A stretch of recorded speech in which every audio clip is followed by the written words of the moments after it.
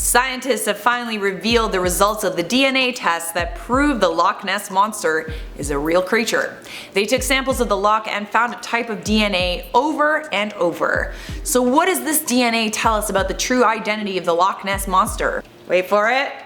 What is gravy? You are watching Inform Overload. We do the news and bring you viral content on the daily. I'm Charlotte Dobre. You should subscribe and follow the IO team on social media. So if you've been subscribed to this channel for a while, you know that we did a story about the Loch Ness being a real creature a few weeks ago.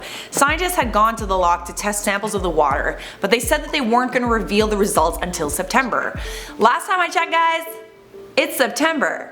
So I'm about to serve you this update as promised. Professor Gemmell of the University of Otago in New Zealand finally revealed the results of the loch DNA test at a conference on Thursday, September 5th. Today! He said that he and his team came across one type of DNA many times in the loch. They took 250 water samples, and from those samples the scientists found 500 million DNA sequences that they had to examine to figure out what kind of wildlife was living in the loch. He said, I quote, "We found large amounts of eel DNA in the Loch Ness. Every single site we went to had eels. The sheer volume was a bit of a surprise. Is it possible there's a giant eel? Maybe. We don't know if the DNA is gigantic or just mainly small eels. They normally grow 4 to 6 meters in length, and people say they're observing something much larger than that." There you have it. The Loch Ness Monster could be a giant eel. He followed up with this statement: "There are eels, and there is a plausible way eels could grow bigger than normal. It is plausible that there might be 1 or 2 that grow to extreme size, maybe 50% more, maybe bigger than that.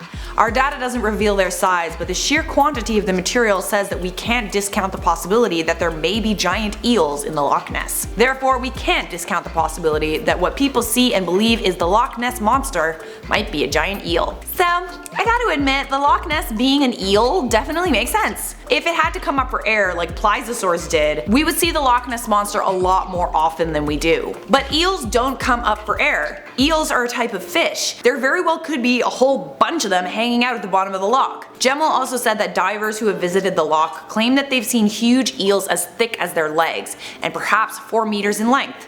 Since the publication Inverness Courier first wrote about the monster in 1933, there have been over 1,000 documented sightings of the Loch Ness. Some have claimed that the Loch Ness Monster could have been a dinosaur that managed to escape extinction. Others claim that it could have been a giant catfish. It's clear that people were seeing something out on the loch, but it might be that they were just seeing giant eels all along. What do you guys think? Does this make sense to you? Let me know in those comments, and while you do that, I'm gonna respond to some comments from my video, Top 10 Scariest Hurricanes That Will Make You Never Leave Your House Again. Yes, that sentence makes sense. Right? Nobody said, "I believe that if we send Charlotte out in the hurricanes, she could stop them with one single wink." Anthony Sword said, "You have such clear speech even when it seems like you're talking fast." I take that as a compliment. Thank you. Breaks Everything and More said, "I only watch IO because of Charlotte." Thanks, but you spelled my name wrong. Alrighty, that's it for me. Thanks for watching. If you want to keep watching, check out this playlist and leave a like, subscribe, and turn on notifications. I will see you in a future IO video. Bye!